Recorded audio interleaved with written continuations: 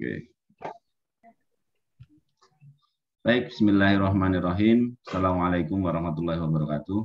Waalaikumsalam warahmatullahi wabarakatuh. Yang kami hormati Prof. Thomas Jamaluddin yang sudah hadir bersama kita sebagai narasumber.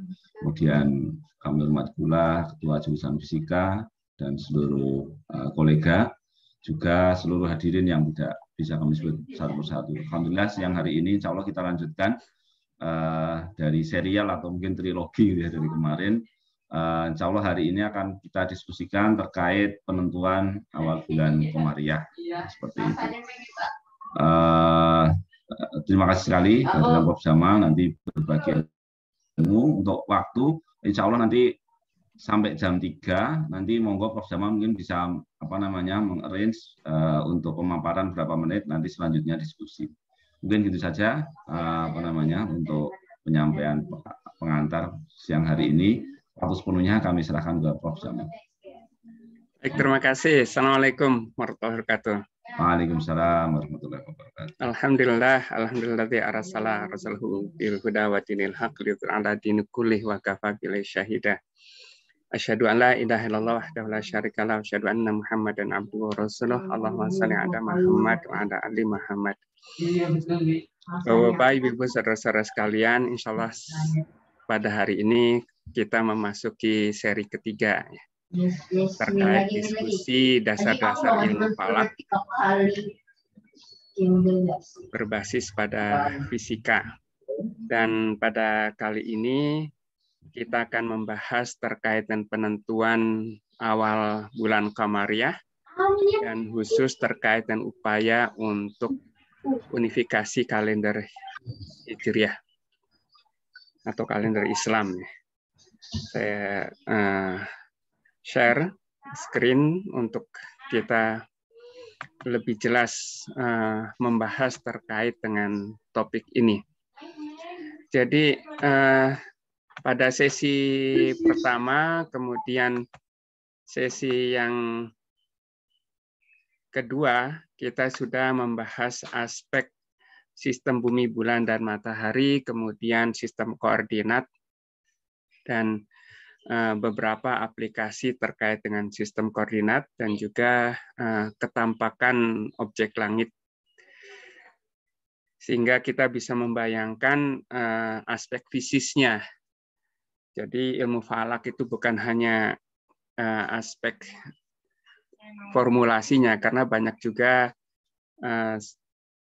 orang yang mempelajari ilmu falak itu hafal dari aspek formulasinya, tetapi kurang menguasai aspek fisisnya, sehingga seringkali terpaku pada angka-angka tanpa memahami dari mana angka tersebut. Jadi pada pembahasan dasar-dasar ilmu falak dalam perspektif fisika, saya mengajak untuk memahami aspek fisisnya untuk penentuan waktu-waktu ibadah dengan memanfaatkan ilmu falak. Jadi ilmu falak ini secara umum adalah ilmu terkait dengan penentuan posisi benda-benda langit, khususnya matahari dan bulan, dan itu dimanfaatkan untuk penentuan waktu ibadah. Jadi ilmu falak ini secara mudahnya sebenarnya ilmu yang mempelajari terkait dengan orbit benda-benda langit, termasuk juga pergerakannya.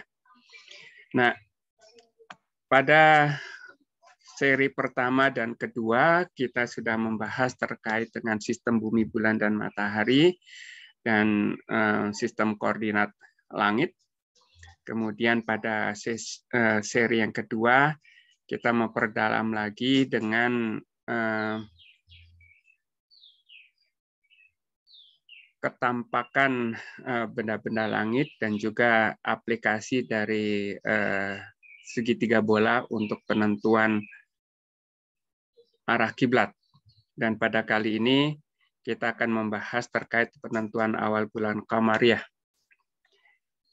Jadi secara umum, karena bagaimanapun penentuan bulan Hijriah ini terkait dengan dalil-dalil ibadah, maka saya merujuk beberapa aspek dalilnya. Walaupun di dalam Al-Quran tidak ada secara spesifik menentukan terkait dengan penentuan awal bulan, tetapi di dalam hadis itu yang kemudian memperjelas.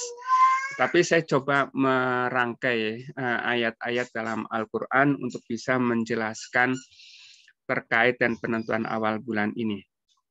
Ini dimulai kapan sih kita diwajibkan berpuasa? Karena dalam surat Al-Baqarah ayat 183 itu kan diserukan, A'udzubillahi minasyaitonir rajim, ya ayyuhalladzina amanu kutiba alaikumusiyam kama kutiba alal ladzina min qablikum la'allakum tattaqun. Diwajibkan untuk berpuasa atau siam. Dan berpuasa itu di dalam bulan Ramadan. Pada ayat 185 ini lebih tegas terkait dengan bulan Ramadan sebagai waktu untuk berpuasa tersebut. Jadi syahrul Ramadan alladzi unzila fihil Qur'an hudal linnasi wa bayyinatin minal huda wal furqan. Faman syahida minkumus syahra falyasumhu. Jadi barang siapa yang menyaksikan, bukan dalam arti melihat, tapi artinya menjumpai di antara kamu syahr.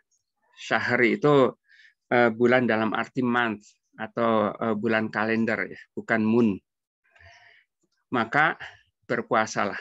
Jadi ini berpuasa itu ketika menjumpai syahr Ramadan.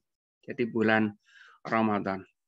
Nah, lalu syahr seperti apa sih? Atau bulan kalender seperti apa yang ditentukan dalam penentuan waktu ibadah Ramadan tersebut. Ini di dalam surat At-Taubah ayat 36 dijelaskan pendefinisian tentang syahr tersebut. Inna iddata syuhuri indallah isna wa isa asyara syahra fi kitabillah yauma khalaqas samawati wal ard minha arba'atun hurum. Jadi sesungguhnya bilangan bulan dalam sisi Allah adalah 12 bulan dalam ketetapan Allah ketika Dia menciptakan langit dan bumi. Di antaranya dalam 4 bulan haram, yaitu Rajab, Dzulqa'dah, Dzulhijjah, dan Muharram. Nah, ini yang mendefinisikan definisi sebagai 1 bulan. Lalu di antara bulan-bulan tersebut, itu bagaimana menentukan atau katakan menentukan waktu berdasarkan ketentuan 1 tahun 12 bulan tersebut. Jadi bilangan tahun ini diketahui dari berulangan tempat kedudukan bulan di orbitnya yang disebut dalam Al-Quran sebagai manzilah. Dalam bahasa astronominya disebut sebagai fase-fase bulan, yaitu 12 kali siklus fase bulan. Nah, keteraturan keberulangan manzilah ini yang digunakan dalam perhitungan tahun setelah 12 kali berulang. Dengan demikian kita pun bisa menghitungnya, bisa menentukan waktu. Nah, ini disebutkan dalam surat Yunus ayat 5. Walladzi ja'ala syamsa dhiya'a wal qamara nura wa qadaru manazila li ta'lamuna adada sinina wal hisab. Ma khalaqallahu dzalika illa bil haqq yufassilul ayati liqaumi ya'lamun. Dan ini juga menarik secara fisika, ya. Allah menyebutkan Dialah yang menjadikan syamsa dhiya'a. Syamsa, matahari, itu bagaikan pelita. Jadi dia mempunyai sumber cahayanya sendiri. Wal qamara nura, dan bulan itu bercahaya. Ini dia untuk matahari dan nura untuk bulan. Menunjukkan secara fisis matahari dan bulan itu memang berbeda. Matahari menghasilkan cahayanya sendiri, ini disebut sebagai dia atau sebagai pelita. Dan qamar, bulan itu nura, bercahaya atau bersinar, ya. Ya, jadi dan kita tahu secara fisis bulan bercahaya itu itu hanya karena memantulkan cahaya matahari. Dan dari konfigurasi matahari, bumi, dan bulan, maka kemudian terlihat fase-fase bulan. Wa qadarahu manazila. Dan Allah menentukan manzilah-manzilah atau fase-fase bulan. Lita'lamu adada sinina wal hisab. Agar kamu mengetahui bilangan tahun dan juga perhitungan. Jadi keteraturan bulan mengitari bumi dan bersama bulan bumi mengitari matahari itu ada fase-fase bulan, mulai dari bulan sabit, bulan setengah, jadi bulan sabit, kemudian makin besar menjadi bulan setengah, dan akhirnya menjadi purnama, kemudian kembali lagi menjadi bulan setengah lagi, kemudian menjadi bulan sabit tua, kal urujunil qadim. Nah, ini kalau kita lihat secara fisiknya ya. Jadi bulan mengitari bumi ini 27,3 hari putaran 360 derajatnya. Tetapi untuk kembali lagi bertemu dengan matahari itu ada tambahan sekitar 2 hari, jadi 29,5 hari. Ini pada saat pada posisi matahari di sini, ini yang kemudian menampakkan bulan sabit, kemudian makin besar, purnama, kemudian menjadi bulan tua. Ini siklus bulanan. Nah, sementara bumi mengitari matahari, ini sambil bulan mengitari bumi. Dan hitungannya, satu kali mengitari matahari, ini sama dengan 12 kali bulan mengitari bumi. Jadi kita bisa lihat dalam simulasi ini kalau kita hitung ya, ini mulai dari sini, ini 1, kemudian 2, 3, 4, 5, 6, 7, 8, 9, 10, 11, 12. Jadi ini putaran 12 kali putaran itu sama dengan 1 kali bumi mengitari matahari. Jadi hitungan bulan itu berdasarkan bulan mengitari bumi, dan hitungan tahun itu berdasarkan bumi mengitari matahari. Nah, lalu di antara manzilah-manzilah ini atau di antara fase-fase bulan ini, itu fase bulan seperti apa yang nanti dijadikan rujukan. Jadi manzilah atau fase-fase bulan itu ditandai dengan perubahan bentuk bulan. Dari bentuk sabit, kemudian makin membesar, menjadi setengah lingkaran, kemudian makin besar lagi, dan penuh ini menjadi bulan purnama, kemudian kembali lagi menjadi sabit tua. Yang dalam surat Yasin ayat 39 disebutkan, wal qamara qadarnahu manazila hatta ada kal urjunil qadim. Jadi bulan itu dikadarkan manzilah atau fase-fase bulannya sampai dia kembali seperti pelepah kurma yang kering. Jadi ini yang siklus bentuk-bentuk bulan atau manzilah atau fase-fase bulan. Ini yang dijadikan sebagai penentu siklus bulanan. Nah, lalu fase mana yang dijadikan sebagai rujukan? Ini kalau kita lihat secara fisiknya ya. Jadi bulan ini bulan baru itu tampak di ufuk barat sesaat setelah matahari terbenam. Kemudian hari berikutnya matahari bulan ini akan terlihat lebih tinggi sekitar 13 derajat atau kira-kira sekepalan tangan kalau lengan kita dijulurkan ke depannya. Nah, jadi makin lama makin tinggi, dan terbit dan terbenamnya juga makin lama makin lambat, sekitar 50 menit.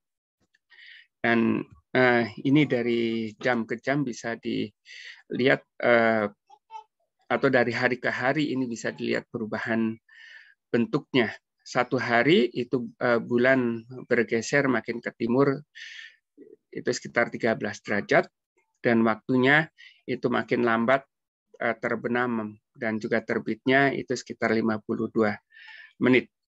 Nah, ini yang juga sudah dijelaskan pada seri pertama dengan siklus atau periode 27,3 hari. Ini adalah periode 360 derajat. Tetapi untuk bisa tampak dalam bentuk yang sama, misalnya dari bulan baru ke bulan baru berikutnya atau purnama ke purnama berikutnya, itu ada tambahan 2 hari sehingga siklus yang disebut sebagai siklus sinodik yang digunakan untuk siklus kalender yaitu 29,5 hari. Nah, lalu manzilah mana yang bisa dijadikan sebagai awal syahr, awal bulan kalender? Manzilah awal adalah hilal, bentuk sabit yang sangat tipis. Itulah sebagai penentu waktu atau mawakid awal bulan, karena tanda-tandanya jelas setelah sebelumnya menghilang yang disebut sebagai bulan mati. Jadi purnama memang paling terang, tetapi tidak mungkin dijadikan sebagai manzilah atau fase bulan, karena tidak jelas titik awalnya. Ya, kalau kita lihat bulan tanggal 13, 14, 15 itu bentuknya hampir sama, walaupun ada perbedaan waktu terbenamnya. Nah, ini bulan purnama tidak bisa dijadikan sebagai penentu. Tapi kalau hilal ini bisa jadi penentu karena setelah bulan sabit tua, itu malam berikutnya itu tidak ada bulan, baik pada akhir malam maupun pada awal malam, itu disebut sebagai bulan mati. Kemudian baru berikutnya itu kita melihat hilal. Jadi dalam surat Al-Baqarah ayat 189 ini rangkaian mulai dari kewajiban puasa. Ini kemudian ditanyakan, yas'alunaka 'anil ahilah qul hiya mawaqitul linnasi wal hajj. Jadi mereka bertanya kepadamu tentang hilal, katakanlah bahwa hilal itu adalah untuk mawakid, untuk penentuan waktu bagi manusia dan juga untuk penentuan waktu ibadah haji. Jadi ini hilal inilah sebagai penentu awal bulan, dan itu yang kemudian digunakan. Jadi kalau ditanyakan apa sebagai penanda awal bulan, yaitu adalah ketampakan dari hilal. Jadi syahr Ramadan atau bulan Ramadan, Syawal dan Zulhijjah itu ditentukan dengan hilal. Hilal adalah bulan sabit pertama yang tampak sesudah maghrib, yang merupakan fenomena ru'yat atau observasi. Tetapi ayat-ayat tersebut juga jelas, tegas menyatakan bahwa manzilah, termasuk manzilah awal bulan, yaitu hilal, ini bisa dihitung atau dihisab. Jadi ru'yat dan hisab itu setara, bisa saling menggantikan dan saling melengkapi. Tanda-tanda awal bulan yang berupa hilal ini bisa dilihat dengan mata, ru'yat, tetapi juga bisa dihitung atau hisab berdasarkan rumusan keteraturan fase-fase bulan dan juga data-data ru'yat sebelumnya. Nah, tentang kemungkinan hilal bisa diru'yat, ini yang nanti akan saya jelaskan terkait dengan kriteria visibilitas hilal. Nah, data kemungkinan hilal bisa diru'yat itu yang dikenal sebagai kriteria imkan ru'yat atau kemungkinan bisa diru'yat, atau dalam bahasa astronominya disebut sebagai visibilitas hilal atau crescent visibility. Nah, terkait dengan penentuan bulan qamariyah dan syamsiyah, saya singgung sedikit. Ini juga diungkap dalam surat Al-Kahfi ayat 25 ketika cerita soal Ashabul Kahfi, 7 pemuda bersama anjingnya yang ditidurkan selama 300 tahun ditambah 9. Jadi bahasa Al-Quran memang bahasa yang khas ya. Ada keindahan bahasa di dalamnya, tetapi mengandung isyarat-isyarat yang sangat menarik. Walabithu fi kahfihim salasa mi'atin sinin wasdadu tis'a. Jadi Ashabul Kahfi ini ditidurkan di dalam gua selama 300 tahun dan ditambah dengan 9.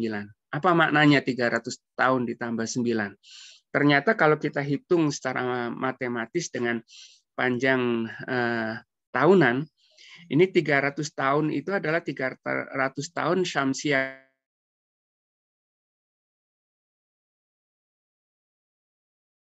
tahun matahari, yaitu 300 kali 365,2422 hari. Jadi dari musim semi ke musim semi berikutnya itu disebut sebagai 1 tahun matahari.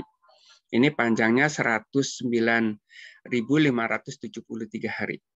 Nah, kalau ditambah 9 itu adalah tahun Qamariyah berdasarkan bulan atau lunar calendar. Jadi 309 kali 12, tadi 1 bulan itu 29,53 hari, jadi 109.497 hari. Jadi duanya ini sangat mendekati, itu 109.500 hari.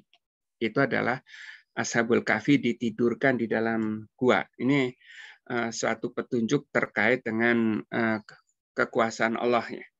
Nah, jadi kalender Syamsiah dan kalender Qamariyah itu ada isyaratnya di dalam Al-Quran dan ini dua-duanya dimanfaatkan. Dan kita tidak bisa mengatakan kalender Qamariyah itu kalender yang Islami, kemudian kalender Syamsiah itu disebut sebagai kalender Masehi. Tidak sesungguhnya. Jadi baik kalender Syamsiah atau kalender Qamari itu sama-sama kalender yang berbasis pada sunatullah hukum Allah. Jadi kita bisa mengatakan sesungguhnya kalender Syamsiah dan kalender Qamariyah sama-sama kalender Islam. Hanya saja memang untuk spesifik terkait dengan waktu-waktu ibadah memang menggunakan kalender Qamariyah. Tetapi untuk kegiatan-kegiatan yang lain kalender Syamsiah ini digunakan. Apa sih kelebihan dan kekurangan dari masing-masing kalender? Karena baik kalender Syamsiah dan kalender Qamari ini mempunyai kelebihan tetapi juga mulai kekurangannya. Kalau kita lihat kalender Syamsiah atau solar calendar yang disebut sebagai kalender Masehi karena ini bermula dari sebut saja kelahiran Al-Masih. Ini kalender Syamsiah atau solar calendar ini cocok untuk kegiatan yang berbasis musim. Kegiatan pertanian, kegiatan festival, kegiatan olahraga, kegiatan pelayaran itu sangat bergantung pada musim. Jadi kalau sebut saja sekarang ini bulan Oktober, ini sudah mulai memasuki musim hujan. Dan sebentar lagi Desember, Januari, Februari itu puncaknya musim hujan. Jadi dari kalender Syamsiah kita sudah tahu. Kemudian nanti Juni, Juli, Agustus itu adalah puncak musim kemarau untuk di Indonesia. Kalau di belahan utara atau belahan selatan nanti ada musim panas, musim gugur, musim dingin, kemudian musim semi. Ini kalender Syamsiah yang kita gunakan. Tetapi ada kekurangannya. Kalender Syamsiah ini tidak ada tanda-tanda harian di alam. Sekarang tanggal 22 Oktober. Itu tidak ada bedanya dengan besok tanggal 23 Oktober. Jadi pergerakan matahari dari ke hari kurang jelas. Kecuali nanti setelah sebulan itu baru terlihat posisi matahari bergeser ke utara atau ke selatan. Dan itu sifatnya sifat musiman. Tetapi kalender Qamariyah ini juga mempunyai kelebihan. Ada tanda-tanda harian di alam. Dan ini cocok untuk kegiatan ritual. Untuk umat Islam tentu Ramadan, kemudian ibadah haji. Untuk umat Hindu itu ada hari raya Nyepi. Untuk umat Buddha itu untuk Waisak. Dan untuk Kristiani untuk Paskah. Jadi jangan dikira yang umat Kristiani tidak menggunakan kalender Qamariyah. Dan untuk Paskah ini menggunakan kalender Qamari. Jadi Paskah itu adalah hari minggu pertama sesudah purnama, sesudah tanggal 21 Maret. Dan kita lihat di kalender, wafat Yesus Kristus, kemudian kenaikan Yesus Kristus itu setiap bulan atau setiap tahun itu berubah karena bergantung bulan purnamanya terjadinya kapan. Nah, ini kelebihan dari kalender Qamari. Jadi seperti sebelumnya sudah dibahas bahwa dari hari ke hari kalender Qamari ini bisa dilihat tandanya. Kalau sebut saja malam ini terlihat hilal di ufuk barat, besoknya itu bulan sudah lebih tinggi, kemudian bulan sabitnya sudah lebih besar ukurannya ya. Jadi ini yang tanda-tanda hariannya itu bisa terlihat sekali. Umat Buddha menggunakan purnama untuk menentukan Waisak. Kemudian umat Hindu itu menggunakan bulan mati untuk menentukan Nyepi. Umat Islam menggunakan ketampakan hilal untuk penentuan Ramadan. Kemudian nanti untuk mengakhirinya menentukan Syawal, kemudian nanti untuk penentuan ibadah haji, untuk penentuan awal Dzulqa'dah. Tetapi ada kelemahannya kalender Qamari ini. Ini garis tanggal berubah-ubah setiap bulan. Atau sebut saja kalau kita membuat garis tanggal pada kalender Masehi atau kalender matahari, itu kita bisa membuat tertentu garis tanggalnya disepakati secara konvensi itu melalui Samudra Pasifik. Tetapi garis tanggal Qamariyah ini berubah-ubah. Nanti akan saya jelaskan ya.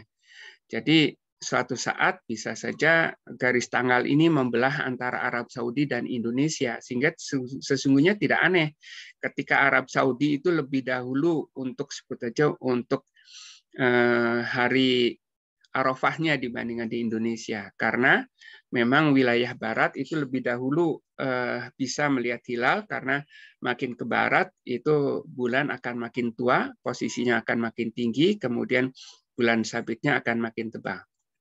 Nah, jadi prinsipnya dalam penentuan awal bulan itu sesungguhnya prinsipnya mudah, tetapi kemudian dalam perjalanan sejarahnya memang kemudian terjadi dikotomi. Ada yang menggunakan metode ru'yat, ada yang menggunakan metode hisab. Jadi dengan metode hisab maupun ru'yat, masing-masing mengklaim ada dalilnya yang kuat. Yang ru'yat itu mengatakan, dalil yang paling kuat mengatakan sumu li ru'yatihi waftiru li ru'yatihi. Berpuasalah apabila melihat hilal, dan berhari rayanya atau beriftar, berbuka apabila melihat hilal. Dan ini bagi para pengamal ru'yat itu dianggap sebagai ta'abudi, bentuk ketaatan kepada ajaran Rasul. Jadi walaupun sudah bisa menghisab, tetap saja ru'yat dilakukan. Dan untuk ru'yat, ini teknologi sekarang sudah berkembang. Dengan teleskop, ditambah dengan komputer, kemudian ditambah juga dengan kamera digital, sehingga bisa direkam, kemudian bisa diolah citranya dengan berbagai software aplikasi. Nah, hisab juga menyatakan bahwa dalil-dalil Al-Quran menyebutkan bahwa dimungkinkan untuk dihisab. Jadi, sebut saja dalam surat Yunus ayat 5 tadi. Jadi, waladzi ja'ala syamsal diya'a wal qamara nura wa qadaru manazila lita'lamuna adada sinina wal hisab. Jadi fase-fase bulan itu untuk penentuan tahun dan juga untuk hisab. Artinya memang bisa dihisab. Apalagi di dalam hadis disebutkan ba'inuguma alaikum, apabila tertutup oleh awan hilal tersebut sehingga tidak terlihat, fakdurulah. Nah, bagi pengamal ru'yat disebut fakdurulah itu dimaknanya adalah fakmilu iddata salasin, yaitu menggenapkan bulan yang sedang berjalan itu 30 hari. Tetapi secara harfiahnya, fakdurulah itu juga bisa diperkirakan. Diperkirakan dengan apa? Ya, salah satunya adalah dari formulasi hisab. Nah, dulu itu ru'yat dan hisab ini sering dianggap beda. Tapi sekarang dengan kemajuan teknologi ru'yat, teknologi hisab, sesungguhnya ini bisa saling menggantikan. Untuk ru'yat diperlukan verifikasi ru'yat. Itu sebabnya ada isbat, ada sidang isbat. Jadi jangan sampai kita sering mendengar ya, untuk apa sih pemerintah mengadakan sidang isbat padahal kita sudah tahu hilal itu tidak bisa terlihat, sudah di bawah ufuk. Ya kita mesti menghargai bahwa umat Islam di Indonesia ini masih banyak yang pengamal ru'yat. Dan pengamal ru'yat itu mengatakan ru'yat itu adalah ta'abudi, bentuk ketaatan kepada Allah dan Rasul-Nya. Dan walaupun sudah tahu hilal itu di bawah ufuk, sebagai bentuk ta'abudi, yaitu tetap dilaksanakan. Kemudian nanti dilaporkan hilal tidak terlihat. Nah, itu yang kemudian nanti diisbatkan. Diisbatkan kalau di tingkat lokalnya, di lokasi pengamatan, itu biasanya oleh hakim agama. Kemudian semua hasil hisab itu dikumpulkan ke Kementerian Agama, dan Kementerian Agama itu mewakili pemerintah yang kemudian mengisbatkan atau menetapkannya. Jadi sidang isbat itu bukan, jangan dilihat ini sidang isbat itu menghambur-hamburkan biaya. Seringkali ada saudara-saudara kita yang mengatakan seperti itu. Tidak. Jadi sebetulnya paling sederhananya sidang isbat itu cukup dihadiri Menteri Agama sebagai wakil pemerintah, kemudian ada ulamanya, kemudian ada sebetulnya ahli falaknya untuk nanti mengkonfirmasi. Sebetulnya 3 orang atau 3 pihak ini sudah cukup kemudian mengisbatkan. Tetapi masalahnya di Indonesia kan banyak ormas ya. Sehingga itu bagaimanapun kemudian perwakilan ormas ini dihadirkan. Kemudian ditambah juga dengan perwakilan instansi yang terkait, itu isbat. Nah, di kalangan pengamal hisab, untuk hisab ini perlu adanya kriteria visibilitas atau kriteria imkan ru'yat atau kriteria awal bulan. Jadi jangan mengatakan kami sudah bisa menghitung. Kalau kriterianya beda, pasti hasilnya juga beda. Saat ini hisab itu sudah relatif lebih mudah, sangat mudah.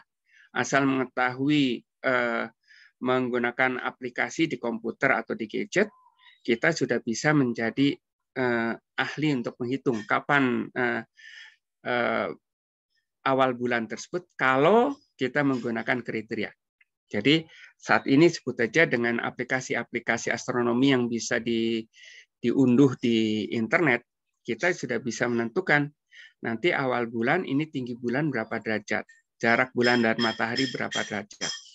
Nah, tetapi kalau kriterianya beda, keputusannya bisa beda. Itu yang nanti akan saya jelaskan ya. Mengapa sih sering terjadi perbedaan awal bulan Ramadan atau Syawal atau Dzulhijjah? Bukan karena perbedaan ru'yat dan hisab, bukan. Tapi karena perbedaan kriteria. Nah, mengapa kita harus melakukan ru'yat hilal? Ya, Rasul mencontohkan sumu li ru'yati waftiru li ru'yati tanpa menjelaskan alasannya. Tetapi secara astronomi, ru'yatul hilal itu sangat beralasan.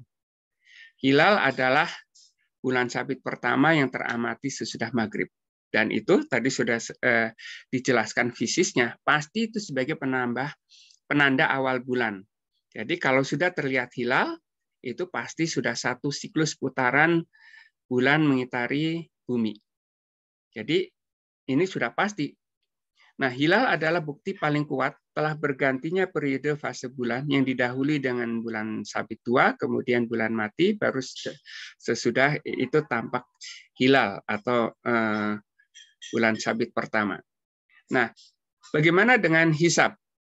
Ada yang mengatakan pada zaman Rasul itu tidak dikenal hisab sehingga digunakan ru'yat. Nah, itu pendapat itu keliru. Hadis yang mengatakan kami ini umat yang ummi, yang tidak bisa menulis dan tidak bisa menghitung. Tetapi kemudian Rasul memberikan isyarat dengan jarinya bahwa bulan itu sekian dengan sekian. Dengan isyarat jari itu 29 atau 30 hari. Maknanya apa? Walaupun Rasul belum bisa sebut saja menghitung, tetapi hitungan umum yang pengetahuan pada waktu itu sudah bisa atau sudah mengetahui bahwa satu bulan itu tidak mungkin kurang dari 29 dan tidak mungkin lebih dari 30 hari. Jadi ini menunjukkan bahwa pada zaman Rasul pun sudah ada ilmu hisab, tapi ilmu hisab yang masih sangat sederhana. Dari pengalaman empirik tersebut, Rasul sudah tahu satu bulan itu hanya 29 atau 30 hari. Dan tadi sudah dijelaskan secara teoretiknya mengapa 29 atau 30 hari? Karena rata-rata satu bulan synodis itu 29,53 hari. Jadi kelebihan sekitar 0,53 hari itu yang kemudian digenapkan menjadi 30 hari. Nah, jadi rata-ratanya nanti 1 tahun itu ada 29, 30, dan bisa juga berturutan, bisa juga berselang-seling. Tetapi rata-ratanya menjadi 29,5 hari. Nah, kalender ini diperkenalkan baru pada zaman Khalifah Umar, terutama karena penentuan tahun yang tidak pasti. Karena zaman dulu itu orang hanya mengatakan sekian tahun setelah tahun gajah. Kemudian sekian tahun setelah Rasul hijrah misalkan. Tapi kepastiannya misalkan pada waktu itu pada Khalifah Umar itu ada surat penyurat dituliskan tanggal sekian sebut aja Syawal misalkan. Tetapi tahunnya tahun yang mana? Nah itu kemudian diusulkan ada kalender yang bisa nantinya kemudian menunjukkan tahunnya itu tahun keberapa. Nah, kalender pertama yang menggunakan kriteria paling sederhana pada zaman Umar ini adalah kriteria dengan kriteria hisab urfi, ya periodik. Jadi dengan 29-30 hari itu. Muharram ditentukan 30 hari, kemudian Safar 29, Rabiul Awal 30, Rabiul Akhir 29, dan seterusnya. Ini berselang-seling. Ramadan bulan ganjil itu selalu 30. Dan nanti bulan genap yang terakhir, Dzulhijjah, itu akan mungkin 29 atau 30. Karena ini untuk bisa mengembalikan lagi ketampakan hilal itu nanti sesuai dengan kalender. Atau kalender ini sesuai dengan ketampakan hilal. Itu sehingga nanti ada tahun kabisat dengan Dzulhijjahnya 30 hari. Nah, ru'yat itu memang tampaknya mudah ya. Rasul mengajarkan sumu li ru'yatihi waftiru li ru'yatihi. Tapi kenyataannya zaman sekarang ini sangat menantang sekali. Kalau tidak disebut sangat sulitnya. Beda dengan dulu pada zaman Rasul, orang-orang mengenal langit. Dan kondisi langit pun masih bersih. Masih jauh dari polusi cahaya. Tetapi saat ini, kondisi ideal seperti zaman Rasul sudah tidak ada lagi. Dan masalah ru'yat ini adalah masalah kontras antara cahaya hilal yang sangat tipis sekali dengan cahaya syafaq atau cahaya senja yang masih cukup kuat sesaat setelah maghrib. Ini dalam gambaran ini terlihat hilalnya sangat sudah cukup tebal, tapi ketika posisinya dekat dengan ufuk, ini hilal ini sangat-sangat tipis, mungkin hanya goresan tipis saja. Padahal sini cahaya syafaqnya atau cahaya senjanya masih cukup kuat. Nah, ini menjadi tantangan. Jadi masalah ru'yat itu adalah masalah kontras. Lalu apakah teleskop ini bisa membantu? Teleskop tidak bisa meningkatkan kontras, tapi bisa memperjelas. Jadi dengan teleskop, apa sih fungsi teleskop? Fungsi teleskop itu bukan untuk membesarkan objek, bukan. Fungsi teleskop adalah untuk mengumpulkan cahaya. Semakin redup suatu objek, perlu teleskop yang semakin besar. Lensa atau katakan cerminnya, supaya bisa menangkap cahaya yang redup tersebut. Bandingkan dengan mata manusia yang pupil matanya itu hanya sekitar setengah senti. Kalau menggunakan teleskop, ini bisa berlipat-lipat kali menangkap cahayanya. Tapi problemnya dalam konteks pengamatan hilal ini, cahaya hilalnya memang diperkuat, yang tadinya redup diperkuat, tetapi cahaya syafaqnya ini juga diperkuat. Sehingga masalah kontras ini tidak terselesaikan dengan menggunakan teleskop. Kalau siang hari, ini biasanya diselesaikan dengan menggunakan filter.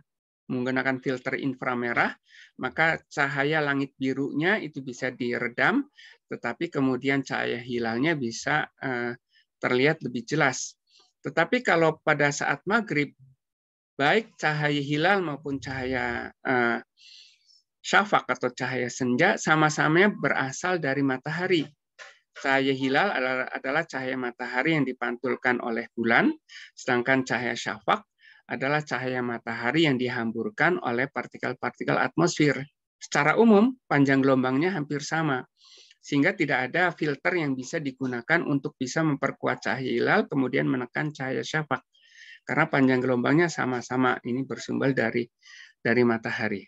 Nah, lalu bagaimana dengan hisab? Jadi jangan mengatakan kita sudah bisa menghisab tinggi bulan sekian derajat, kemudian jarak bulan matahari sekian derajat. Kalau kriterianya beda, itu posisi keputusannya juga beda. Nah, untuk terlihatnya hilal tadi sudah disebutkan, itu bukan hanya faktor posisi yang diperhitungkan, tetapi juga diperhitungkan faktor cahaya hilal dan cahaya syafaq.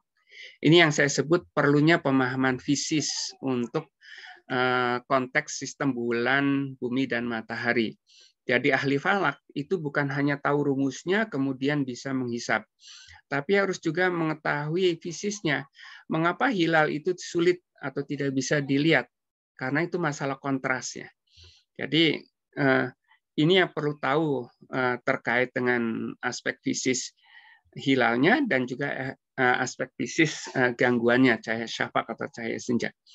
Jadi dengan perkembangan astronomi, data pengamatan hilal jangka panjang ini bisa dicari mana saja yang bisa terlihat dan mana saja yang tidak bisa terlihat, maka kemudian bisa dirumuskan kriteria visibilitas hilal atau kriteria imkan ru'yat, kemungkinan bisa diru'yat, yaitu berupa persyaratan minimal untuk terlihatnya hilal.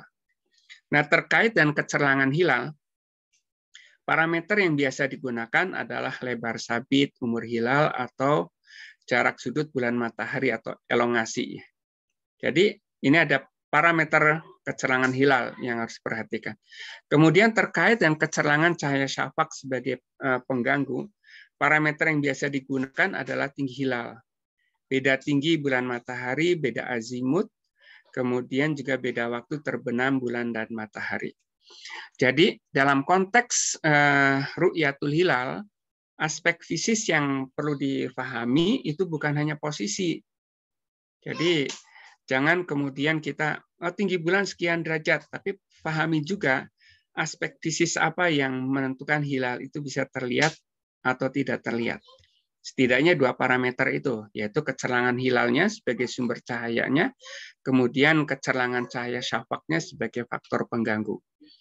Nah, kalau kita ikut perkembangan ilmu hisab atau perhitungan astronomi, ini mulai pada zaman Umar, pada zaman Nabi, ini yang tadi disebut sebagai hisab urfi atau hisab periodik. Ya. Dan sekarang masih ada kelompok-kelompok yang masih menggunakan hisab urfi. Naksabandia, Sataria, kemudian beberapa kelompok lagi. Itu sebabnya ketika mereka mengumumkan seringkali kadang-kadang bukan hanya sehari, kadang-kadang ada yang 2 hari bedanya. Karena hisab urfi mereka tidak dikoreksi. Yang mestinya harus dikoreksi. Setidaknya ada penambahan pada bulan Dzulhijjah yang kemudian nanti disebut sebagai tahun kabisat. Nah, dari hisab urfi ketika kemampuan untuk menghitung dan kemudian data-data empirik banyak diperoleh, kemudian berkembang ilmu hisab yang disebut sebagai hisab takribi atau aproksimasi. Nah, aproksimasi itu seperti ini. Ini biasanya hisab takribi sudah bisa menghitung kapan terjadinya ijtima atau konjungsi, yaitu segarisnya bulan dan matahari pada sistem koordinat ekliptika. Jadi garis bujur ekliptika bulan dan matahari itu sama, itu disebut sebagai ijtima. Nah, ini umumnya sudah bisa menghitung, walaupun itu secara kasar. Nah, kemudian menghitung tingginya bagaimana? Nah, dalam hisab takribi, ini hitungannya mudah saja. Dihitung dari umur bulannya, kemudian umur bulannya tersebut angkanya dibagi 2. Itu yang kemudian dianggap sebagai ketinggian bulan. Dan ini beralasan sesungguhnya karena pergeseran bulan mengitari bumi itu ketampakannya bergeser dalam satu satu hari itu 13 derajat. Jadi kira-kira 13 dibagi dengan 360 dikalikan dengan 24 jam. Jadi artinya itu bisa diperkirakan 1 menit itu bulan bergeser berapa derajat. Dan dari hitungan ini secara kasar itu ketinggiannya adalah umur bulan dibagi dengan 2. Jadi kalau umur bulannya sebut saja ijtima'nya atau segarisnya bulan dan matahari itu sebutnya pukul 12 siang misalkan, kemudian matahari terbenamnya pukul 18, jadi umur bulan pada saat terbenam matahari itu 6 jam. Maka dengan hisab takribi atau aproksimasi, maka tinggi bulan tersebut adalah 6 dibagi 2, 3 derajat. Nah, ini yang sering terjadi perbedaan ketika secara hisab hakiki atau hisab yang sesungguhnya tinggi bulan itu hanya kurang dari 2 derajat, ini seringkali kemudian para ahli dengan hisab takribi ini mengklaim bahwa tinggi bulannya sudah sekitar 3 derajat. Itu misalkan yang disebut dalam kitab Sulam ya, Sulamun Nairain ya. Kemudian perkembangan berikutnya ketika ilmu hisab ini makin berkembang, data-data makin banyak, kemudian sudah mulai bisa diformulasikan secara lebih akurat, maka kemudian berkembang hisab imkan ru'yat atau visibilitas hilal. Nah, saat ini ada ormas yang menggunakan wujudul hilal, ada yang menggunakan ketinggian 2 derajat. Wujudul hilal pun sesungguhnya kriteria imkan ru'yat, karena wujudul hilal itu adalah prasyarat awal untuk bisa terlihatnya hilal, yaitu hilal sudah di atas ufuk. Tetapi yang seperti tadi disebutkan, pemahaman fisiknya juga perlu, bukan hanya soal posisi. Jadi untuk ketampakan hilal itu perlu dilihat juga faktor gangguan dari cahaya syafaq. Itu sebabnya kemudian ada kriteria ketinggian. Nah, bagaimana hisab imkan ru'yat tersebut? Jadi untuk bisa terlihatnya hilal, bukan hanya faktor posisi yang diperhitungkan, tetapi juga harus memperhitungkan faktor cahaya hilal atau cahaya syafaq, cahaya senja. Jadi dengan perkembangan astronomi dari data pengalaman jangka panjang, itu telah dirumuskan kriteria visibilitas hilal atau imkan ru'yat berupa persyaratan minimal terlihatnya hilal. Nah, terkait dengan kecerangan hilal tadi sudah disebutkan, parameter yang digunakan adalah sabit hilal, kemudian umur hilal atau jarak sudut bulan matahari. Kemudian terkait dengan cerlangan cahaya syafaq, ini parameter yang digunakan adalah tinggi hilal, beda tinggi bulan matahari atau beda azimut, kemudian beda waktu terbenam bulan dan matahari. Nah, saya masuk pada kriteria imkan ru'yat atau kriteria visibilitas hilal. Jadi, mengapa perlu ada kriteria dalam penentuan al bulan? Ru'yat memerlukan verifikasi untuk menghindari kemungkinan ru'yat yang keliru. Dan hisab pun tidak bisa menentukan masuknya awal bulan tanpa adanya kriteria. Jadi kalau sebut saja kita sudah mempunyai data hilal, tinggi bulan sebut saja 2 derajat. Kemudian jarak bulan dan matahari itu sebut saja 4 derajat misalkan. Nah, dengan derajat seperti itu, kita belum bisa menentukan apakah itu sudah masuk ke awal bulan atau belum. Kalau kriterianya tidak digunakan atau tidak ada kriteria yang dipakai. Nah, kriteria ini menjadi dasar pembuatan kalender berbasis hisab yang dapat digunakan dalam perakiraan ru'yat. Jadi kalau contoh tadi tingginya 2 derajat, kemudian elongasi atau jarak bulan matahari 4 derajat, kalau menggunakan kriteria wujudul hilal itu dianggap sudah masuk. Tapi kalau menggunakan kriteria yang lebih tinggi, seperti kriteria 2 derajat, itu pas di perbatasan, atau sebetulnya tingginya 1,5 derajat lah.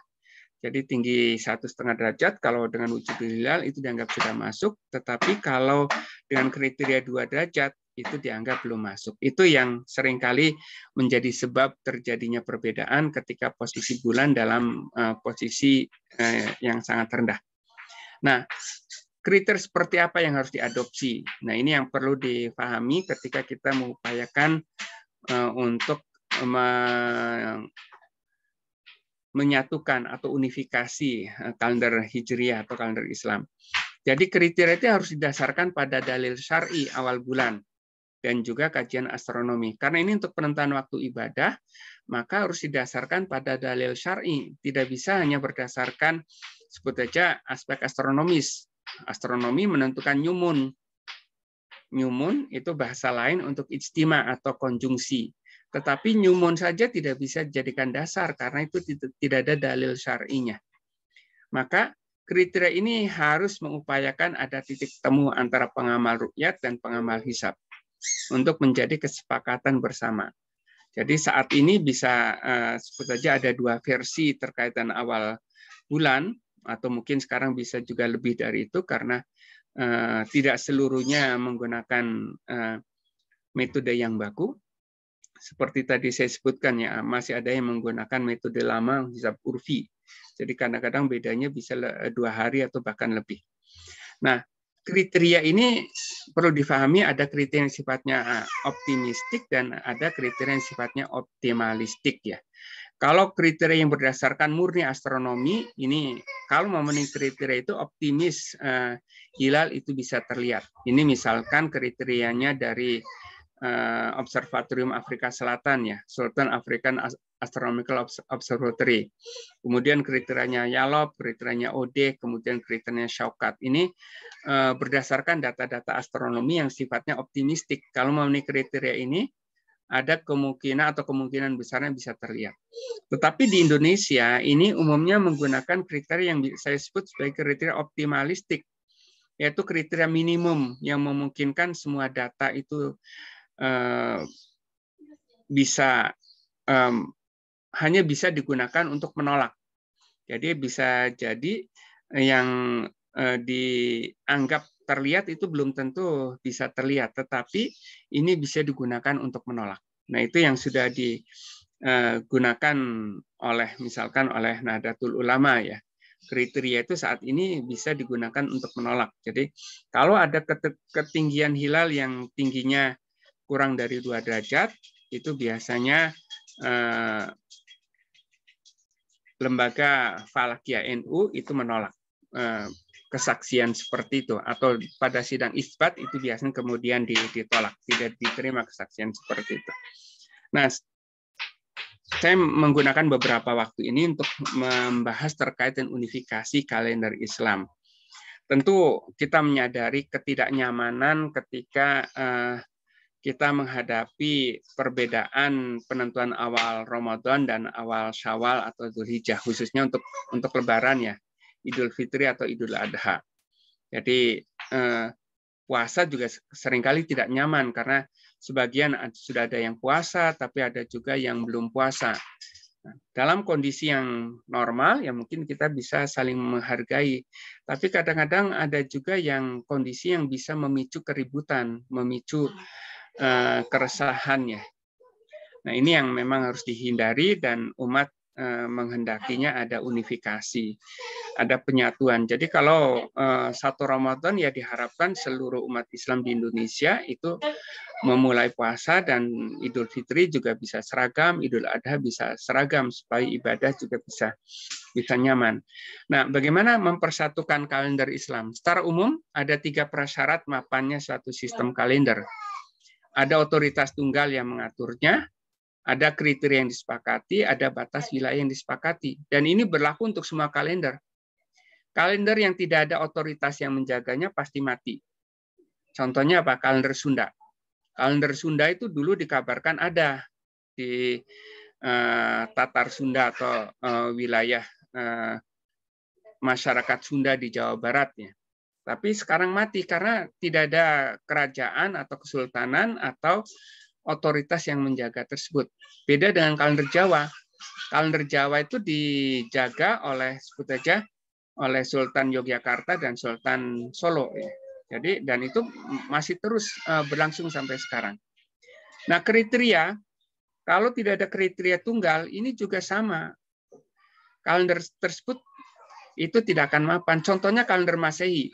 Kita sering mengatakan, lihatlah itu umat Kristiani itu bisa merayakan Natal bersamaan. Tapi saya katakan itu sekarang, dulu tidak. Dulu di Inggris dan di Roma sama-sama umat Kristiani, tapi Natalnya beda. Bedanya bisa sampai dengan 12 hari. Dan itu baru akhirnya bisa disamakan itu tahun 1792. Setelah tahun 1582 itu ada reformasi kalender oleh Paus Gregorius, sehingga pada waktu itu 4 Oktober itu langsung 4 Oktober hari Kamis ya, langsung melompat besoknya itu menjadi 15 Oktober dengan menghilangkan 10 hari.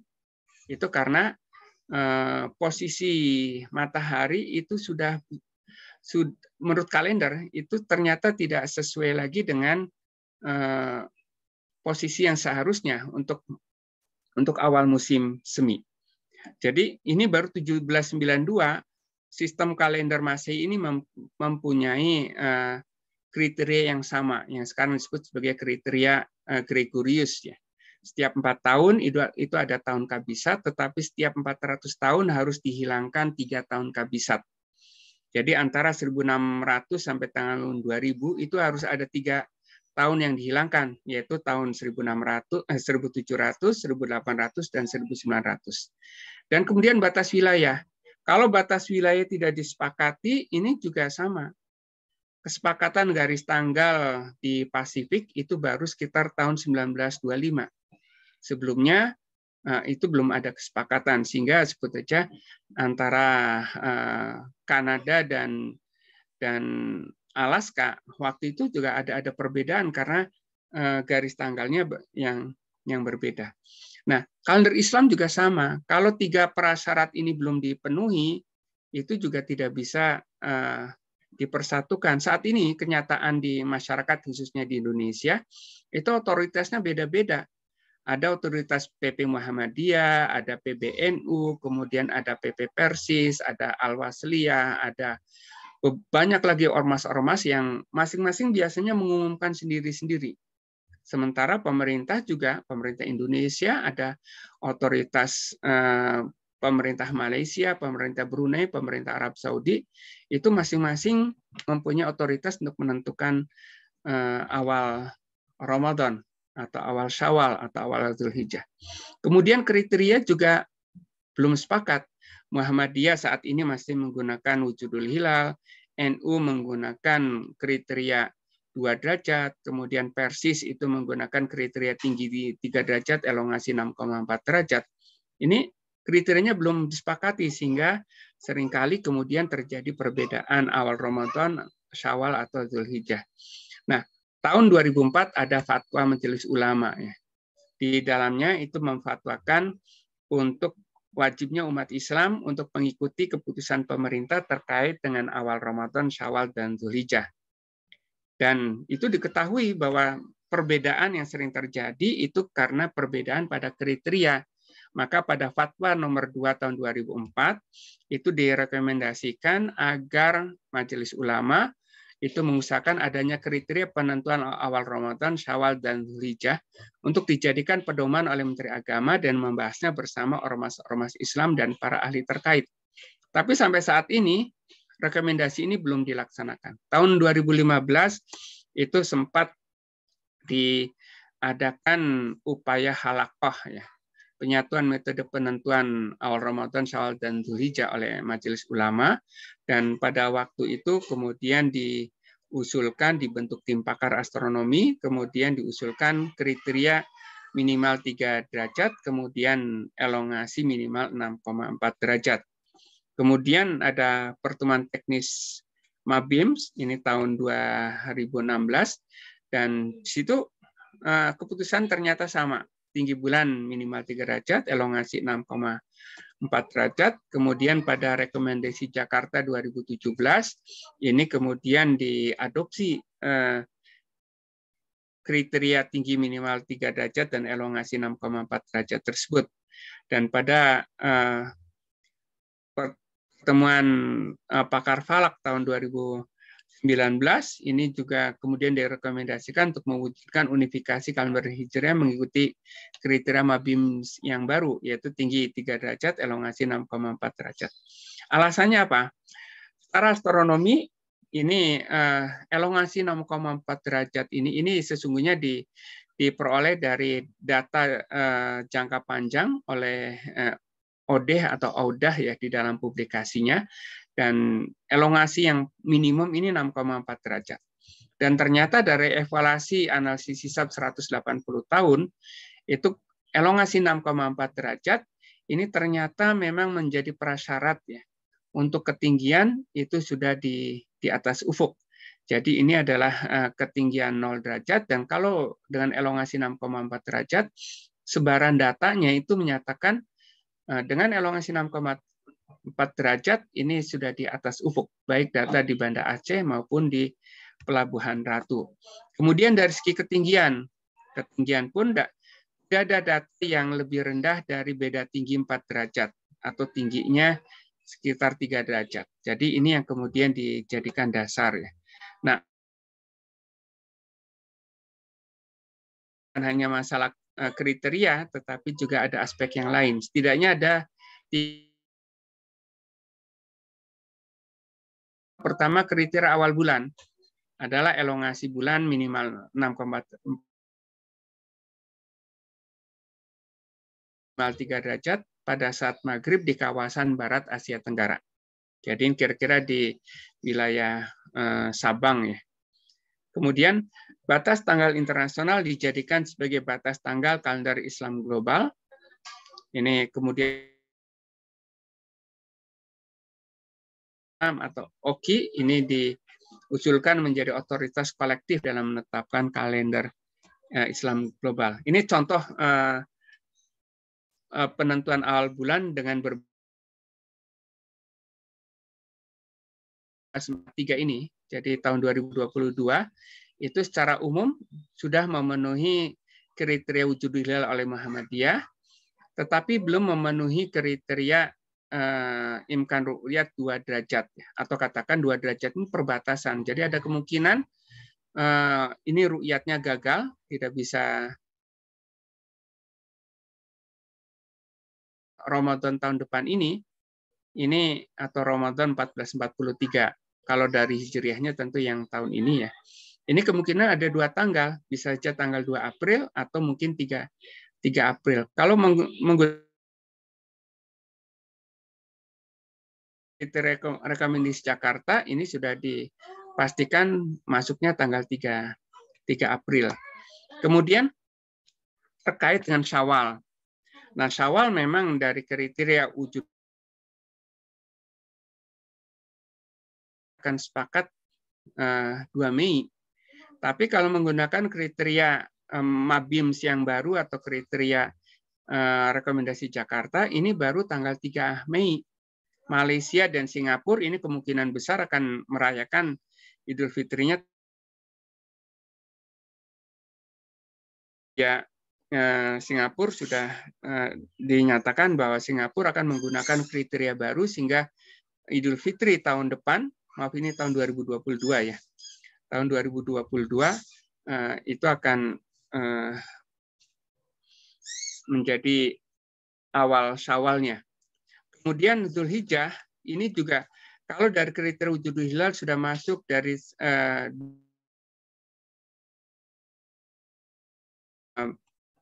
rekomendasi Jakarta, ini belum masuk.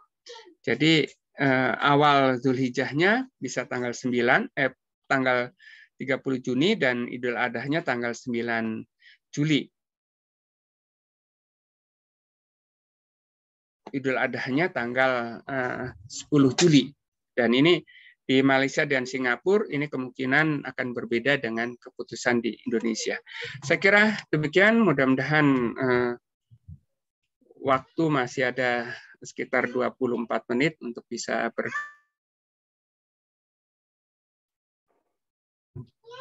Assalamualaikum warahmatullahi wabarakatuh. Waalaikumsalam warahmatullahi wabarakatuh. Masya Allah, luar biasa. Pencerahan yang luar biasa. Monggo langsung saja. Mungkin raise hand ya, raise hand, atau boleh juga mungkin menulis di chat nanti saya. Oh, silakan.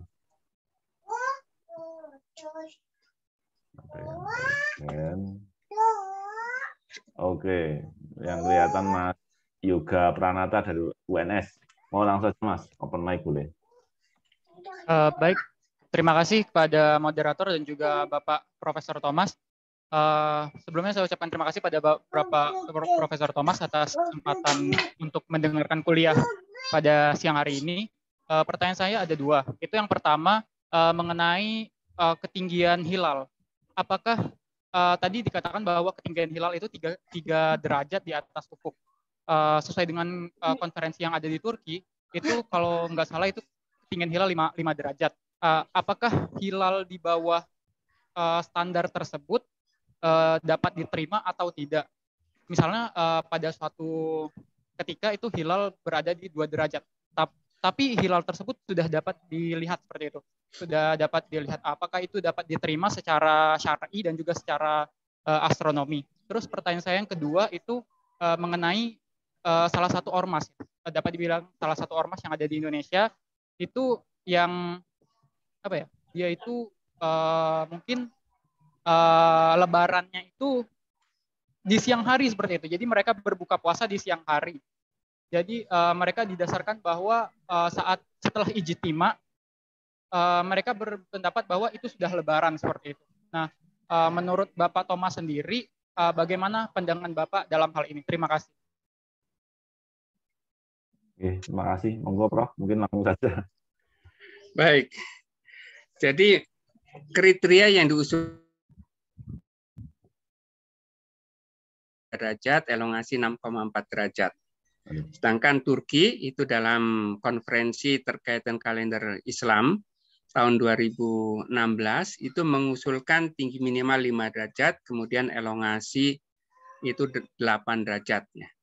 Nah, ini yang tadi saya sebut, ada kriteria yang sifatnya optimistik dan kriteria sifatnya optimalistik. Kriteria Turki itu kriteria yang sifatnya optimistik. Tinggi minimal 5 derajat, elongasi 8 derajat. Kalau dilihat itu kemungkinan besarnya dalam kondisi cerah,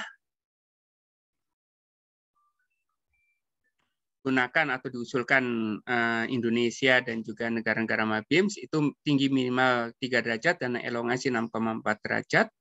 Ini yang disebutnya optimal. Itu diambil yang minimum. Dan itu ternyata memang ada kesaksian hilal pada saat Syawal beberapa waktu yang lalu. Ini sudah saya tuliskan di blog saya. Jadi dengan ketinggian dekat tinggi bisa teramati. Ini dalam kondisi cuaca cerah di Arab Saudi ya. Jadi tidak harus menunggu sampai 5 derajat, elongasi 8 derajat. Itu sudah bisa dilihat. Nah, itu juga markasnya tidak tertentu. Jadi yang dikriterin oleh Turki itu tinggi minimal 5 derajat, elongasi 8 derajat dimanapun di bumi ini sebelum di Selandia Baru terbit fajar. Artinya ini sebut saja kalau itu terjadinya di Amerika Selatan. Itu sudah masuk kriteria tersebut. Nah, problemnya kalau ini digunakan, diterima untuk menjadi penentu waktu ya barat, itu di Indonesia bulan itu masih di bawah ufuk.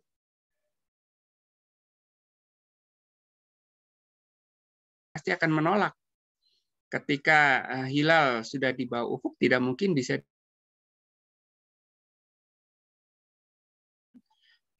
ada sistem kalender yang bisa mempersatukan atau mempertemukan pengamal hisab dan pengamal ru'yat. Bukan hanya pengamal hisab saja. Jadi pengamal ru'yat pun harus diakomodasi. Ini yang kami sebut juga sebagai penyempurnaan kriteria Turki. Itu kriterianya memang 3 derajat, elongasi 6,4 derajat, tetapi markasnya itu di kawasan barat Indonesia. Artinya kalau ketinggian tersebut sudah terpenuhi, ini potensi untuk terlihatnya insya Allah akan sesuai dengan hasil ru'yat. Kemudian terkait dengan ada sekelompok umat yang berbuka pada siang hari. Ini saya kira memang mereka mendasarkannya secara harfiah saja. Jadi secara harfiah bahwa ketika hilal terlihat, maka itu sudah memasuki awal bulan. Padahal tentu saja bukan hanya itu, karena memang sekarang misalkan kalau dengan kasat mata tidak mungkin ya terlihat pada siang hari. Tetapi sekarang kan ada teknologi yang disebut sebagai daylight crescent atau katakan bulan sabit siang hari. Yang tadi saya sebut ya, dengan menggunakan teleskop dipasang dan filter berlatar belakang langit biru, itu bulan sabitnya terlihat. Ya, atau mungkin bisa dihitung bahwa itu sudah terlihat. Tapi terlihatnya itu bukan berdasarkan definisi syar'i. Jadi terlihatnya bulan sabit itu biasanya itu sesudah maghrib. Karena ini yang tadi yang disebutkan. Kalau bulan sabit sesudah maghrib itu sudah pasti pergantian tahun. Pergantian bulan. Nah, secara syar'inya itu dilihat adalah bulan sabit sesudah maghrib. Dan ini sistem kalender Islam itu seperti itu. Hari itu dimulai dari maghrib. Dan di Indonesia, kita sudah terbiasa juga. Nanti malam, ini malam. Mengapa disebut malam Sabtu? Karena dalam konsep Islam, hari itu dimulai dari saat maghrib.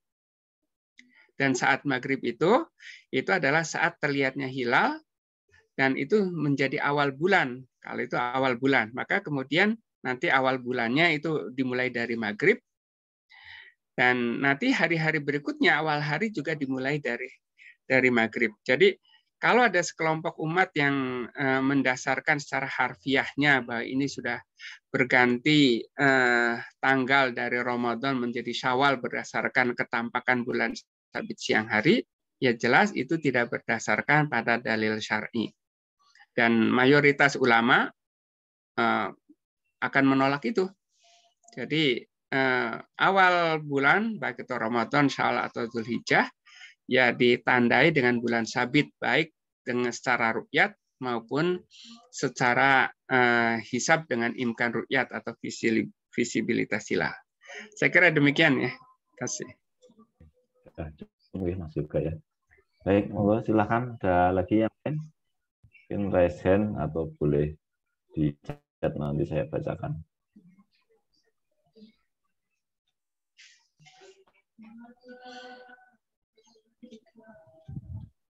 Ini, monggo, ini ada lagi Pak D. Rizal. Mohon maaf, ini nama lengkapnya siapa? Assalamualaikum warahmatullahi wabarakatuh, Pak. Waalaikumsalam warahmatullahi wabarakatuh. Izin Pak terkait dengan rasa tanggung jawab moral terhadap teman-teman kita yang melaksanakan Lebaran kadang-kadang 1 minggu setelahnya, kadang-kadang 1 minggu sebelumnya, Pak. Ini kira-kira tanggung jawab moral itu ada pada pemerintah atau pada daerah setempat, Pak? Terima kasih, Pak. Bisa diulang karena tadi tampak sinyalnya agak terputus ya. Izin tanya Pak terkait dengan beberapa tempat di Indonesia ini kadang-kadang melaksanakan hari raya itu sebelum ketentuan pemerintah, kadang-kadang 1 minggu sebelumnya, begitu juga mengawali puasa sebelum ketentuannya Pak, sehingga lebarannya kadang-kadang sesudah pemerintah, kadang-kadang satunya lagi sebelum pemerintah Pak. Nah itu rasa tanggung jawab moral itu ada pada siapa Pak? Terima kasih. Ya, ini memang ada beberapa kelompok masyarakat yang seringkali berbeda dengan kebanyakan umat Islam. Kalau sebut saja ormas-ormas besar ya, Muhammadiyah, NU, Persis, itu sudah bisa diduga lah kapan awal Ramadannya, kapan awal Syawalnya, dan sebabnya sudah diketahui karena perbedaan pada kriteria. Tapi ada kelompok-kelompok kecil. Ada Naksabandia, ada Sataria, kemudian ada kelompok lagi, ada An-Nadzir. Itu metodenya bukan metode yang lazim ya. An-Nadzir itu menggunakan pasang surut air laut. Naksabandia dan Sataria itu menggunakan hisab yang sifatnya hisab urfi ya. Kadang-kadang bisa 2 hari atau mungkin 3 hari lebih awal ya.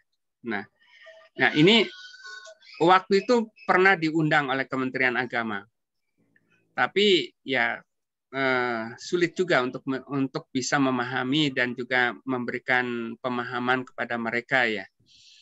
Jadi ada sekelompok umat yang seringkali berbeda, itu dikirimi surat untuk diadakan dialog pertemuan di Jakarta. Nah ini kelompok ini justru menyatakan surat Kementerian Agama itu sebagai pengakuan kepada mereka, padahal itu hanya sekedar undangan ya, sekedar undangan untuk bisa mendialog. Dan pada dialog itu juga ada kelompok yang mengatakan kami ini mengikuti guru kami, karena guru kami yang sudah menjamin metode yang digunakan itu adalah metode yang paling benar, ya sehingga ya tidak ada dialog lagi. Dan mengapa kemudian kelompok-kelompok sesungguhnya hanya kelompok yang kecil itu kemudian tampak besar dan tampaknya berbeda, ya karena peran media saja sih. Mungkin itu hitungannya hanya paling banyak mungkin ratusan atau mungkin ribuan. Beda dengan sebut saja ormas-ormas besar seperti NU, Muhammadiyah yang jumlahnya jutaan ya. Tetapi karena media itu yang ya media kan kalau ada yang beda kan itu sebagai berita kan. Dan itu seolah-olah jumlahnya setara dengan NU atau Muhammadiyah. Ya sesungguhnya yang kalau kita mengupayakan adanya unifikasi itu tentu pada kelompok yang besar ya. NU, Muhammadiyah, kemudian ormas-ormas Islam yang besar, ini yang memang itu yang lebih utama untuk bisa kita upayakan titik temunya, dan sekarang dialog-dialog itu sedang dilakukannya. Sekarang sudah lebih cair lah dibandingkan dengan tahun 1990-an ya. 1990-an itu masing-masing ormas tampaknya kaku sekali. Tapi sekarang setidaknya generasi mudanya ini sudah melek teknologi, kemudian juga paham bahwa hisab dan ruqyat itu sesuatu yang saling melengkapi. Kalau dulu ada kelompok ormas Islam yang biasanya menghisab, itu mereka kadang-kadang secara terbuka mengatakan untuk apa kita melakukan ruqyat, padahal kami sudah bisa menghitung. Tapi generasi muda sekarang beda lagi. Mereka memanfaatkan teknologi teleskop, itu sesuatu yang menarik dan tantangan bagi mereka untuk menemukan bulan sabit yang paling muda. Sebaliknya, ormas yang biasa meruqyat sekarang pun sudah banyak jago hisabnya. Bahkan mereka sudah bisa membuat aplikasi-aplikasi berbasis program komputer yang dikembangkan, dan itu mereka bahkan lebih bisa memperkirakan kapan masuknya satu Ramadan, Syawal atau Dzulhijjah, bisa puluhan tahun atau sekian ratus tahun ke depan kalau kriterianya ditentukan. Jadi aplikasi itu sudah artinya dua belah pihak, baik ormas pengamal hisab maupun pengamal ruqyat, sekarang generasi mudanya itu sudah sama-sama kuatnya baik di bidang hisabnya maupun di bidang ruqyatnya. Nah, sekarang tinggal mendialogkan supaya ada titik temu kriteria supaya nanti kalender kita bisa sama. Demikian juga otoritasnya. Jadi diharapkan juga ada otoritas yang tunggal yang bisa mempersatukan. Silakan. Terima kasih, Prof. Pak, terima kasih. Izin bertanya. Oh, monggo Pak Jamrud. Ya, sebelum bertanya mungkin ada pengumuman dari panitia untuk barangkali Pak yang operator bisa menampilkan contoh sertifikat.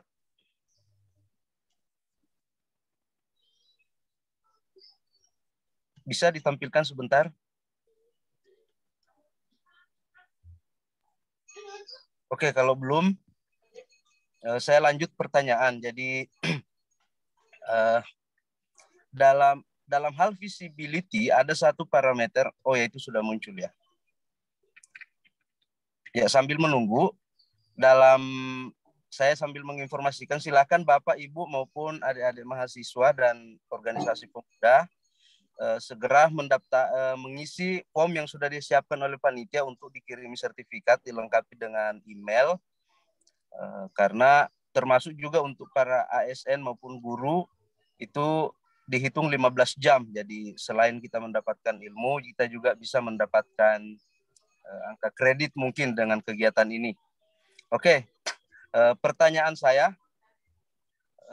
visibility di atmosfer, khususnya di bagian atmosfer bawah, yaitu sertifikatnya sudah muncul contohnya nanti.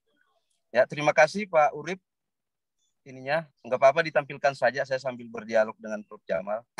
Jadi visibility di atmosfer itu biasanya ditentukan salah satu parameternya adalah aerosol, itu atau aerosol optical thickness juga sangat menentukan.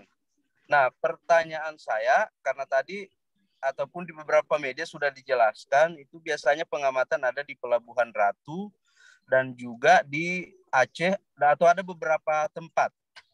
Nah, pertanyaan saya seperti ini, apakah posisi ketinggian di permukaan bumi, karena dengan berdasarkan teori perhitungan dalam remote sensing khususnya untuk atmospheric remote sensing, bahwa visibility di atas 2 km dari permukaan bumi itu di mana kita bisa melihat gunung yang lain, itu karena memang akumulasi aerosol di daerah situ kurang, jadi akhirnya bisa melihat gunung yang lain. Nah, itu karena pengaruh aerosol. Nah, sekarang kalau misalnya aspek visibility di atmosfer juga dipertimbangkan untuk mengamati bulan dengan mata telanjang maupun dengan teleskop, apakah itu ada pengaruhnya? Dan itu pertanyaan pertama. Nah, pertanyaan yang kedua terkait dengan posisi pengamatan. Kalau misalnya karena bukan hanya sekedar untuk ibadah, tapi menurut saya hal astronomi ini juga bisa jadi menjadi nilai jual pariwisata, misalnya di Gunung Slamet, karena kami di Gunung Slamet di Purwokerto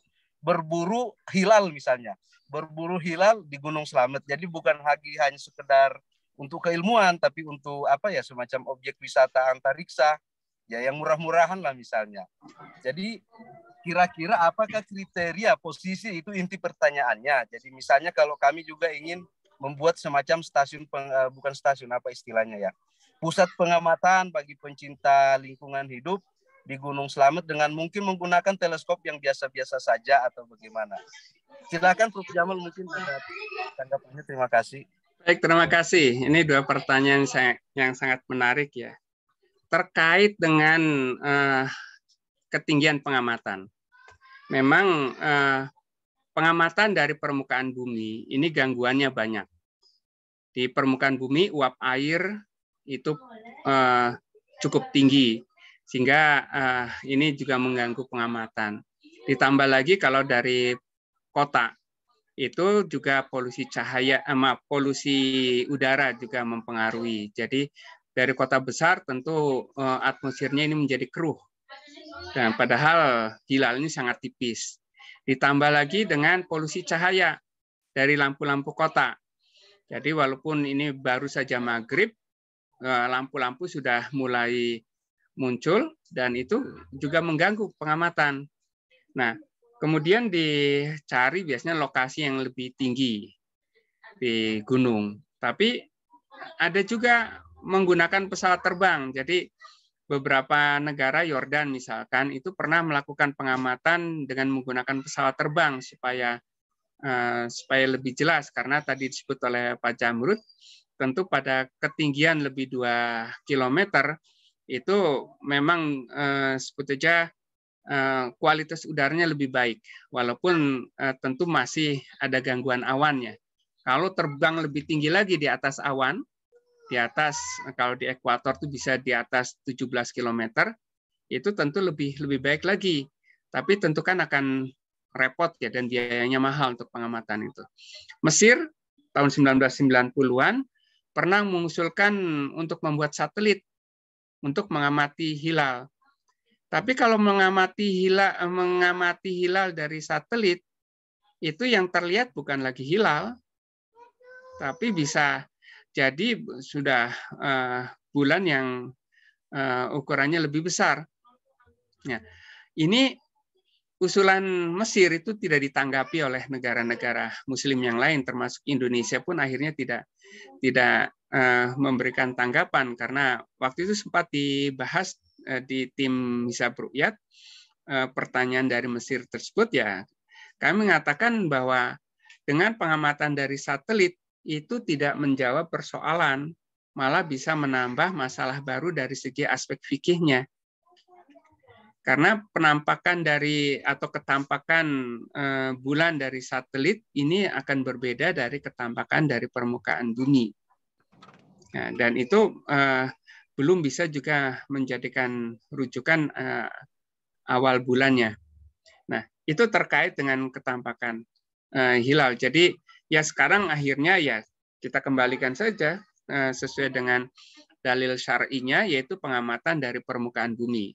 Hanya ditambah dengan alat-alat bantu, ada teleskop, ditambah dengan kamera digital atau CCD, kemudian digabungkan dengan komputer atau laptop, kemudian datanya bisa diproses secara cepat. Itu yang bisa dilakukan setidaknya untuk meningkatkan kontras, karena masalah utamanya adalah masalah kontras. Kemudian yang kedua terkait dengan kriteria lokasi pengamatan hilal. Hilal itu adanya di ufuk barat dan tampaknya sesudah matahari terbenam.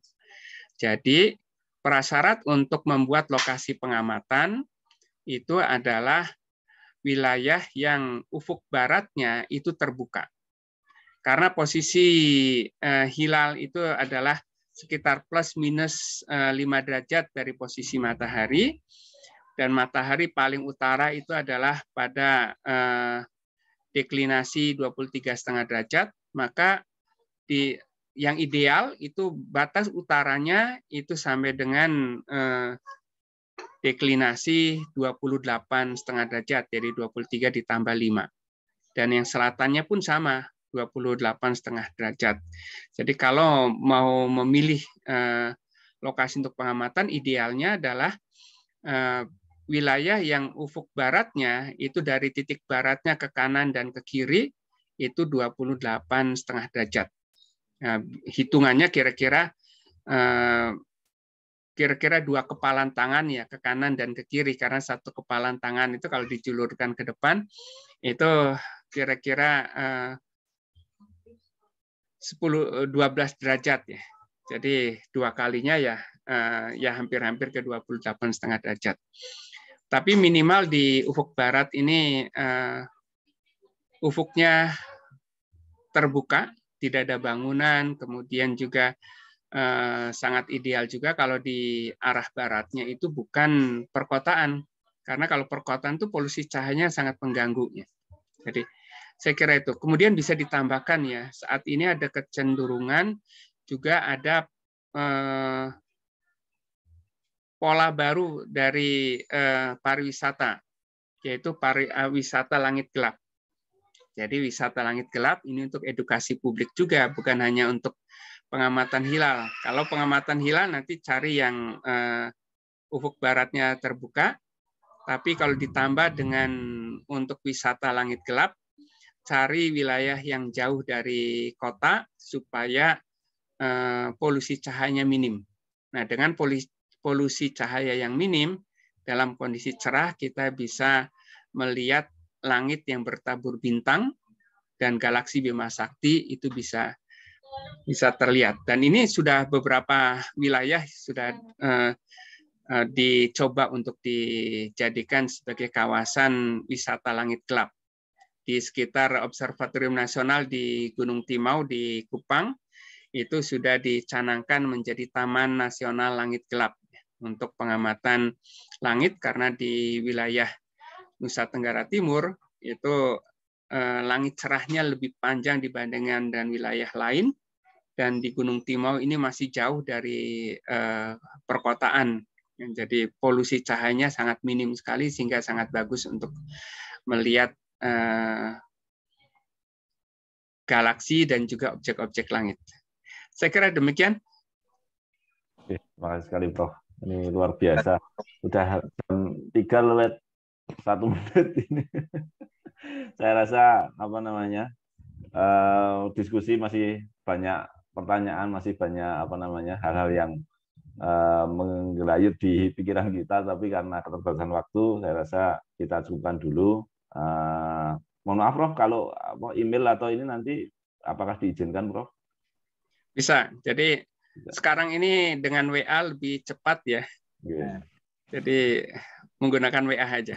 Oh, WA saja. Lebih cepat. Mudah-mudahan nanti pas dekat Ramadan kami bisa mengundang Prof lagi untuk pencerahan ini. Baik, insya Allah. Apalagi ini Ramadan nanti ada potensi juga perbedaan nih. Ya, insya Allah nanti bisa kami undang, ada waktunya. Dari sekarang kami infokan biar bisa persiapkan untuk jurusan fisika ya, Prof. Baik, insya Allah. Mudah-mudahan nanti waktunya tidak bentrok ya. Ya. Terima kasih sekali jazakumullah khairan pada Prof. Thomas Jamaluddin. Ini 3 seri sudah kita tuntaskan. Mungkin akhir, apakah ada apa kata dari Ketua Jurusan Pak Wahyudri? Baik, terima kasih sekali Pak Moderator. Saya ingin mengucapkan beribu-ribu terima kasih kepada Profesor Thomas Jamaluddin atas ilmunya dan waktunya yang telah diberikan kepada kita semua. Alhamdulillah, ini luar biasa, Masya Allah, sangat bermanfaat bagi kita semua, baik di Prodi Fisika maupun masyarakat umum, karena di sini dihadirkan pula dari masyarakat umum berbagai elemen Prof. Jamal.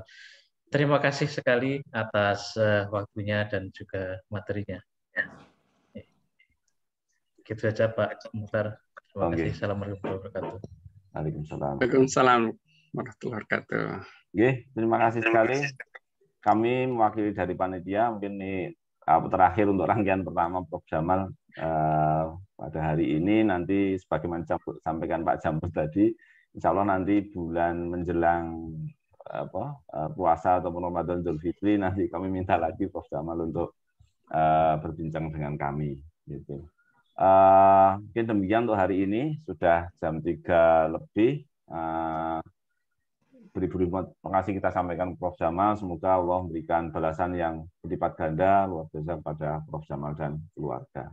Demikian dari kami, kalau ada salah dan khilaf mohon dimaafkan. Kita akhiri untuk kegiatan siang hari ini.